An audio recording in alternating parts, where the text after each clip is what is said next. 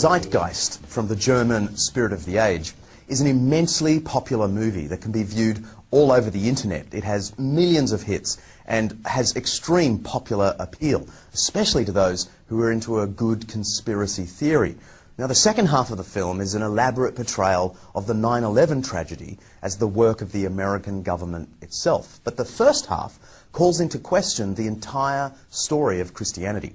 Centuries of Christian history are swept away as the narrator explains that the whole thing is one large myth.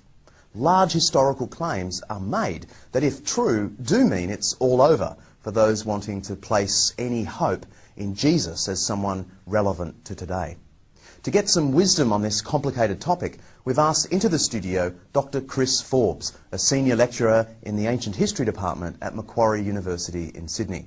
Dr. Forbes is a specialist in the history of Greek thought and religion, Alexander the Great, and New Testament history. Chris, thanks for joining us. My pleasure. You've seen the Zeitgeist. What led you, an ancient historian, to watch this internet movie, and what was your initial reaction? Well, I first heard of it because my daughter was spending 5 months studying in Russia. She was at St. Petersburg, and Christian friends of hers there were getting a really hard time by people making claims from the movie, and she emailed me and said, "What can you find out about it?" So I had a look. And your response? Well, I ended up almost laughing because the claims it makes are mostly wildly wrong and in some cases simply silly. Can we focus in on what is really the heart of the claim of the movie as it connects with Jesus? And that is that the whole Jesus story of him being born right through to his crucifixion and resurrection is a mishmash of ancient mythologies. In particular, the mythology of the sun god of Egypt, Horus, we're told. Yeah, John, can I stop you there?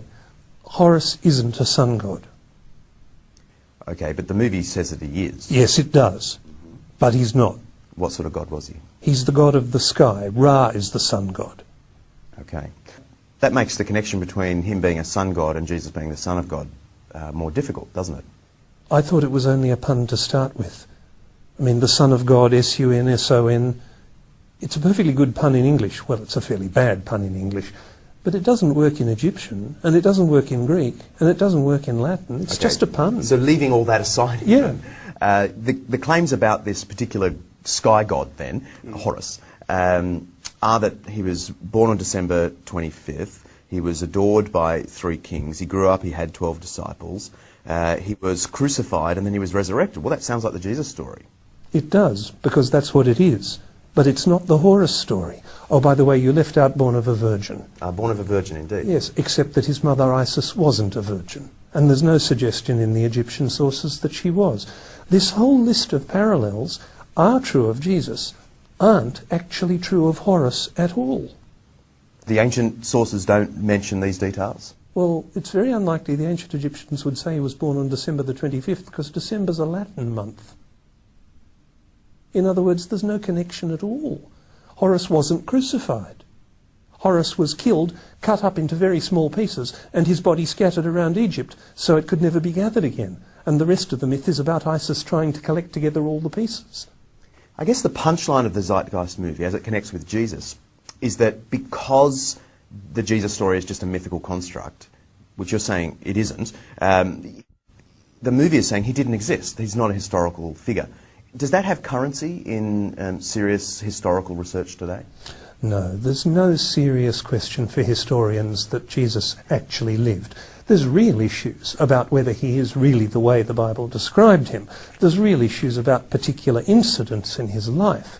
But no serious ancient historian doubts that Jesus was a real person, really living in Galilee in the 1st century. The movie, in its list of references, if you get the transcript, some characters pop up, some scholars pop up, and it gives this sense that it is an authoritative movie, like Gerald Macy, G.A. Wells. Gerald Macy, English poet and amateur Egyptologist. Not an expert, not an academic, not actually an historian at all. G.A. Wells, an academic, yes, professor of German literature, writer of popular books, trying to claim that Jesus is a myth. But he's not a historian. Did you find any serious historical work in the list of references? Not a single one. What I found is a whole list of books claiming to be written by experts, quoting other people claiming to be experts, quoting actually none of the ancient evidence at all.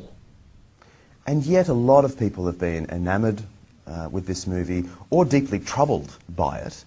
What is your advice to them? Can I be awfully blunt? Don't believe everything you see on YouTube. Given that this interview will also be on YouTube, have you got any further advice for them? Yes.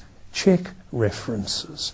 Go looking for ancient evidence. If somebody claims something about Horus or Mithras or Dionysus, if they're only quoting another modern author, or in the case of Massey, someone writing in the 19th century, that's not good enough. What historians want to know is not do you quote historians, they want to know can you quote ancient evidence. And there's simply no ancient evidence that Horus or Mithras or Dionysus was born on the 25th of December, born of a virgin, crucified. The ancient stories simply don't say that about them. So the parallels with Jesus just collapse. Thank you for joining us. My pleasure.